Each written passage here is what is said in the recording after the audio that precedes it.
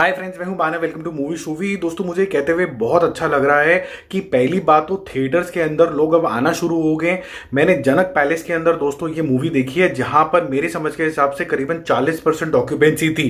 Government के ruling के हिसाब से एक सीट छोड़ के बैठना होता है, जहां पर इन्होंने मार्क करके भी रखा होता है 50% जो ऑक्यूपेंसी अलाउड थी, जिसके अंदर से आप ये समझ सकते हैं कि 40% जो थी दोस्तों ओवरऑल बेसिस पे भरी हुई थी। मतलब 100 सीटें अगर भरनी चाहिए तो 40 सीटें दोस्तों भरी हुई थी। ये कमाल दोस्तों कर सकते थे सिर्फ अक्षय कुमार जैसा बड़ा स्टार, या फिर कह सकते हैं कि सलमान खान टाइप का बड़ा स्टार, या फिर हम ये देख सकते थे कि कोई बहुत बड़ी कमबैक मूवी होती शाहरुख खान की। बट जो बैंकेबल स्टार है अक्षय कुमार, सिर्फ वही ऐसा कर सकता था कि जनता को एक के बाद एक जो कि उन्होंने सक्सेस मूवीज दी हैं उसकी क्रेडिबिलिटी पे वो लेके आ पाए। अब चलते हैं दोस्तों कि मूवी है कैसी। दोस्तों, ये मूवी अक्षय कुमार की बाकी मूवी की तरह ही एंटरटेनिंग है। मैं ये तो नहीं बोलूंगा कि ये बहुत ज्यादा डिफरेंट है, कोई बहुत ज्यादा बड़ी बड़ी ब्लॉकबस्टर टाइप की मूवी है, बट यहाँ पर ठीक ठाक सस्पेंस बना के रखा हुआ होता है। जिस स्टोरी के अंदर आप देखते हो कि अक्षय कुमार एक रॉ एजेंट है, एक नॉर्मल कॉन्वर्सेशन के अंदर ही, सोच में ही वो अपनी ट्रेनिंग के अंदर ही कुछ कुछ सोचता है वहां के ड्रेसिंग स्टाइल को, उस जमाने के 1980s को, और अपना जो कोड नेम होता है बेल बॉटम रख देता है। वैसे उसका नाम यहाँ पर अंशुल होता है। ये वो वाला जमाना है जहां पर इंडिया इतना ज्यादा डेयरिंग नहीं होता था और काफी ज्यादा टेररिस्ट अटैक होते थे, हाईजैक्स होते थे, और वो हमसे डिमांड करते थे करोड़ों रुपए, और साथ ही साथ में वो कोई ना कोई टेररिस्ट को रिहा करने की भी डिमांड किया करते थे। अब यहां पर इंदिरा गांधी बोलती हैं कि बहुत हो गया, मुझे कोई ऐसे एजेंट की तलाश है जो कि इसको सारा का सारा वन टाइम ही फुल स्टॉप लगा पाए। तो दोस्तों, फर्स्ट हाफ में आप जो देखोगे वो पूरा बिल्डअप होगा, अक्षय कुमार का पूरा बैकग्राउंड स्टोरी होगा, उनकी लव स्टोरी होगी, साथ ही साथ में वानी कपूर के साथ आपके सॉन्ग्स भी हो जाएंगे, और एक बहुत अच्छा एलिमेंट आएगा जहां पर आप देखेंगे कि अंशुल यानी कि हमारे एजेंट बेल बॉटम का क्या रीजन है हाईजैक्स में इन्वॉल्व होना, यानी उसको सॉल्व करना। उनका पर्सनल इंटरेस्ट क्या है और नेशनल इंटरेस्ट क्या है। अब पर्सनल और नेशनल इंटरेस्ट की वजह से जो वो स्कीम्स चलते हैं सेकेंड हाफ के अंदर, वो बहुत ही ज्यादा तेज तेज चलती हैं। तो मुझे ऐसा लगा कि मैं फर्स्ट हाफ में बहुत स्लो चल रहा हूं, और सेकेंड हाफ में मुझे लगा कि मैं बहुत ज्यादा ही कुछ तेज चल रहा हूं, और back to back Akshay Kumar के पास कोई ना कोई प्लान ए, उसका काउंटर प्लान बी, और उसको जब नेगेट करने लगते हैं तो plan C, plan B, plan D चलता रहता है। और जब आप आखिरी प्लान जैसे प्लान ई पे आओगे, आप बोलोगे कि शायद अब कुछ बड़ा रिवील होगा, उतने में मूवी हो जाती है खत्म। तो जो क्लाइमेक्स है वहां आते आते आपको लगता है अब कुछ बहुत ही बड़ा होने वाला है, क्योंकि इतनी सारी स्कीम्स चल रही है, कैट माउस चेस चल रहा है, आप उसकी स्कीम फेल कर रहे हो, वो आपकी कर रहा है, ऐसा चलता ही चला जा रहा है।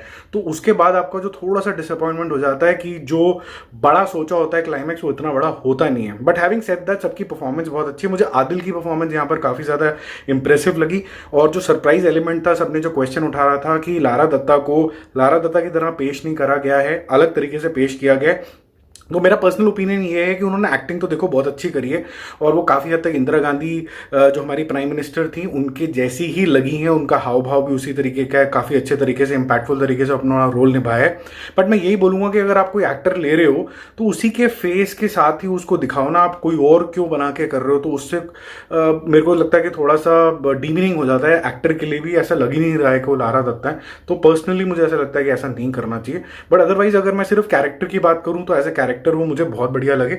अब मुझे ये तो नहीं पता है कि एक जो विलन है इसके अंदर वो बहुत ही ज्यादा, उनका नाम पता नहीं क्या है, बट वो बहुत ज्यादा इंटेंस है। उनका डायलॉग्स बहुत कम है। एक तो वो सारी बातें आधी ज्यादा डायलॉग से करते हैं, और आपको उनसे थोड़ा सा खौफ और घिन दोनों होती है। ज़्यादातर उनके प्लेन के अंदर भी कुछ शॉट्स हैं, वो सारा चीज़ें आप देखते हो, आप बोलते हो कि हाँ जी ये ठीक है, ये जो सिलेक्शन हुई है, कास्टिंग हुई है, बहुत बढ़िया हुई है। मेरे ख्याल से उनको और ज़्यादा आगे जाके और ज़्यादा रोल्स भी मिलेंगे यहाँ पर। मैंने इनको पहले ही नहीं देखा है, ये जो भी हैं ये एक्टर। तो आप इसको एंजॉय कर सकते हैं मूवी को। ये फैमिली मूवी है, अच्छे से कोई देशभक्ति की भावना जताती है, और साथ ही साथ में ये रियल इंसिडेंट के से भी प्रेरित है। तो आप उसके हिसाब से इसकी इसी माइंडसेट से इसको देखने जाना कि ये शायद कभी रियल में हुआ होगा। इसके आसपास की कहानी है, हालांकि ये जो एग्जैक्ट कहानी है वो इंस्पायर्ड है, मतलब कट कॉपी पेस्ट नहीं है। ये कोई शेरशाह नहीं है कि एग्जैक्ट आपको कहानी किसी की बायोग्राफी की तरह दिखाई जा रही है। तो ओवरऑल बेसिस पे दोस्तों मैं इसको दूंगा B+। ये B+ वाली मूवी है जो एंटरटेनिंग होगी। ये हॉलीडे और बेबी के स्पेस में है, लेकिन उससे एक नॉच हल्की सी मुझे कम लगी। ये मेरा पर्सनल ओपिनियन, मुझे ऐसा लग रहा है, क्योंकि जो एलिमेंट ऑफ थ्रिल होना चाहिए था फर्स्ट हाफ के अंदर, वो थोड़ा सा कम है। वो बिल्डअप में इतना टाइम लग जाता है कि आप ये क्रेडिबिलिटी के ऊपर छोड़ देते हो अक्षय कुमार की कि सेकंड हाफ बहुत ज़्यादा सॉलिड होगा। लेकिन अगर आप जेन्युइनली पूरी मूवी को एज अ प्रोडक्ट देखो तो फर्स्ट हाफ में काफ़ी ज़्यादा टाइम चला जाता है और सेकंड हाफ के अंदर फिर बहुत तेज़ होता है। तो ऐसा लगता है कि फर्स्ट हाफ किसी और ने डायरेक्ट किया है, सेकंड हाफ किसी और ने डायरेक्ट किया है, और दोनों की पेस में बहुत ज़्यादा डिफरेंस है।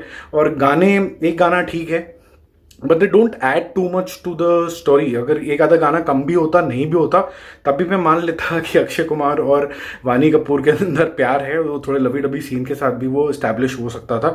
इतने एक्सटेंसिव जो सॉन्ग्स है उसकी ज़रूरत भी नहीं थी। और वो इस तरीके का जो रॉ एजेंट है वो सिर्फ इमेजिन ही कर सकता है, वैसी वो लाइफ जी नहीं सकता जैसी उसको दिखाई गई है इन सॉन्ग्स के अंदर। तो वो थोड़ा आर्टिफिशियल लगता है अगर आप जेन्युइनली सोचो तो। बट एनीवेज देखने लायक है, इंजॉयबल है, फिर भी एंटरटेनिंग है। आप देखिए, अपनी फैमिली के साथ देखिए, B+ है, अच्छा हुआ हॉल्स खुल गए, और हॉल्स खुलने के बाद अब और रास्ते खुलेंगे। होपफुली कोरोना जो है, फिंगर्स क्रॉस, कंट्रोल में ही रहेगा।